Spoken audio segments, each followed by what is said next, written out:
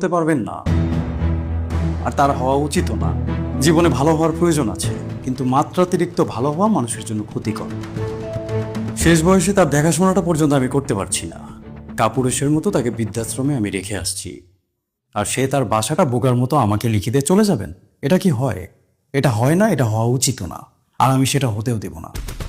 ইট মারলে পাটকেল তো খেতেই হবে। ইট তো মারা হয়ে গেছে, সেটা আমি বুঝে মারি না বুঝে মারি আর তোমার কথা শুনেই মারি। ইট যেহেতু মারা হয়েছে, পাটকেল এবার খেতে হবে, আর সেটার জন্য তোমার আর আমাদের দুজনেরই প্রস্তুতি নেওয়া উচিত। যাক, এত কথা বাড়িয়ে লাভ নেই। তোমাকে আর আমাকে এই বাসা ছাড়তেই হবে, যেমনটা বাবাকেও ছাড়তে হবে। তুমি যাও, আমাদের ব্যাগগুলো গোছাও, বাবারটা বাবা গুছিয়ে নেবেন। আজকে বিকালের মধ্যে আমাদেরকে এই বাসাটা ছাড়তে হবে। এই, না না না না, তুমি এসব কি বলছো? আমরা কোথায় যাব? কি ব্যাপার, তুমি এত ভয় পাচ্ছ কেন? আমারও তো স্বামী হিসেবে তোমার প্রতি কিছু দায়িত্ব কর্তব্য আছে নাকি?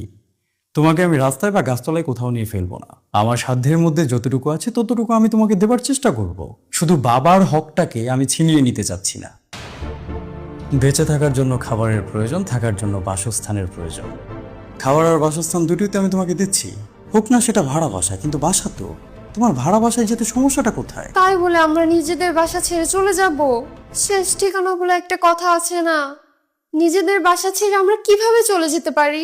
আমরা ওভাবেই আমাদের শেষ ঠিকানাকে ছেড়ে চলে যেতে পারি, যেভাবে আমার বাবা তার নিজের শেষ আশ্রয়কে ছেড়ে চলে যাচ্ছেন।